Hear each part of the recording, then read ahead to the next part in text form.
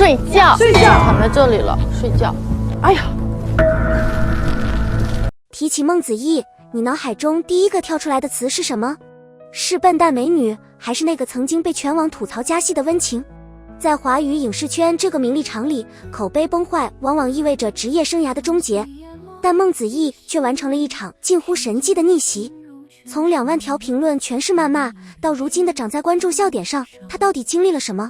我们要把时间指针拨回到2016年，当时的孟子义还是湖南卫视综艺1年级毕业季里的一名旁听生。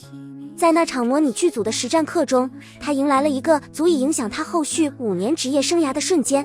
当时孟子义被分配饰演一名小偷，为了角色的真实感，原本需要化脏妆，脸上涂抹黑粉，但就在正式开拍前，爱美的孟子义私自把脸上的黑粉抹掉了。更要命的是，他不仅改了妆，还换了打底衫。这种行为在剧组是大忌，因为它会导致严重的穿帮。当时的导师金像奖影后袁咏仪一眼就看出了端倪。当袁咏仪严厉质问为什么妆造不对时，孟子义的反应成了后来几年的招黑模板。他没有第一时间认错，而是辩解说小偷不需要那么黑，甚至在被批评后直接说出我今天心情不好，有点喘双不过气，这种让职场前辈血压升高的台阶。袁咏仪当场气到心跳加速，直言如果你这种态度就不应该出来拍戏。这一幕定格了孟子义早期在大众心中傲慢、不敬业且低情商的负面形象。你老说我呀？我老说你啊？我为什么老说你？你看不上我，你看不上我。什么？看不惯我？我为什么看不惯你？不知道。那为什么今天才看不惯你？你昨天就开始看不惯我为什么昨天开始看不惯你？我不知道。我刚刚差一点心脏病了，我给你气的我很久没有这样生气了。就以后。你确定你是跟昨天一样吗？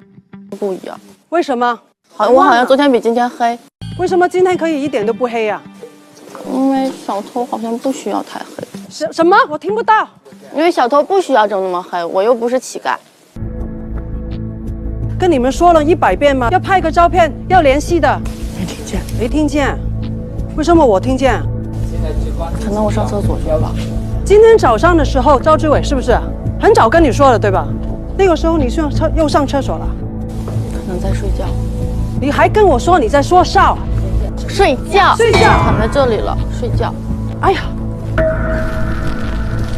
如果说1年级只是圈内口碑的裂痕，那么2019年的《陈情令》则是全网风暴的中心。《陈情令》火遍全球，捧红了双男主，却把饰演温情的孟子义推向了深渊。当时的舆论环境极其严峻，关于他带资进组强行增加感情线的传闻满天飞，指责他不仅增加了戏份，甚至还想抢走主角的光环。这种情绪在剧集播出期间达到了顶峰。即便孟子义后来多次在社交平台澄清，但在汹涌的民意面前，解释显得如此苍白无力。孟子义当时的标签被焊死在了不专业和特权咖这2个最招观众反感的点上。真正的转折点发生在2021年的真人秀《50公里桃花坞》。节目一开始，他依然很作，他会直白地问郭麒麟是不是想跟他炒内容，会因为担心别人不喜欢自己而表现得极度敏感。但随着节目的推进，观众发现了一件很有趣的事：当年在1年级里让袁咏仪气炸的那个作，在桃花坞里被张翰、汪苏泷等人的幽默给解构了。大家惊讶地发现，孟子义那种所谓的低情商，其实是一种极其罕见的钝感力。他不是那种心机深沉的绿茶，而是一个把所有虚荣心、胜负欲，甚至是小家子气都摆在明面上的直球少女。以前大家觉得她傲慢，现在发现她只是脑回路比较简单。在这里，我们要重点讨论一个词：现象级。为什么我们用这个词来形容孟子义的翻红？首先是他在综艺领域展现出的统治力。关于这一点，最权威的背书来自于50公里桃花坞的导演。导演曾公开表示，如果节目只能留下最后一位常驻嘉宾，他会毫不犹豫地选择孟子义。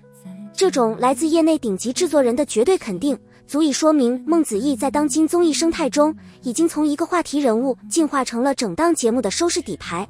其次是这种现象级流量对影视作品的暴力反哺。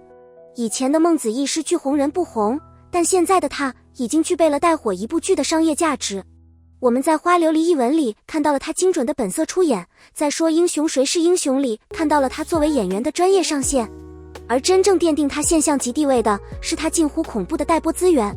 提到孟子义的带播剧，大家最先想到的肯定是那部关注度极高的《九重子》。作为顶级大 IP，《九重子》从官宣起就让无数原著粉充满期待，而孟子义在其中的造型更是被誉为古装颜值的巅峰。这不仅是一部作品，更是他向一线女星阵营发起冲击的信号弹。更让业界震惊的是，孟子义目前正处于2部 S 加级巨制的同时推进中，一部是备受瞩目的上公主，另一部则是全网期待值拉满的将门毒后。能够同时参与2部这种级别的项目，说明资本和平台对它的商业价值已经达成了高度共识。在影视寒冬、资源缩水的当下，能够如此频繁地出现在顶级大剧的名单中，这种产出效率和行业认可度就是现象级地位的最好证明。最后，这种现象级还体现在它开创了坦荡式洗白的新范式。它证明了在互联网时代，与其费尽心思掩盖瑕疵，不如大大方方展示真实。他不再是一个单纯的艺人，而变成了一个行走的热搜发射器。他甚至带动了一种审美变迁，观众开始厌倦工业化的完美人设，转而追捧这种带着瑕疵，甚至有点冒傻气的真实感。回顾孟子义的这几年，我们看到的不仅是一个女明星的沉浮，更是一个人在面对恶意时，如何一点点捡起碎片，重塑自我的过程。从万人嫌到万众瞩目，他的转折点不在于某一个特定的节目，而在于他终于学会了与那个不完美的自己和解。那么，作为观众的你，是从哪一刻开始对他改观的呢？是因为袁咏仪的那场火，还是因为《桃花坞》里的那句自黑？又或者你正在期待他的哪一部新作？欢迎在评论区留下你的见解，我们下期再见。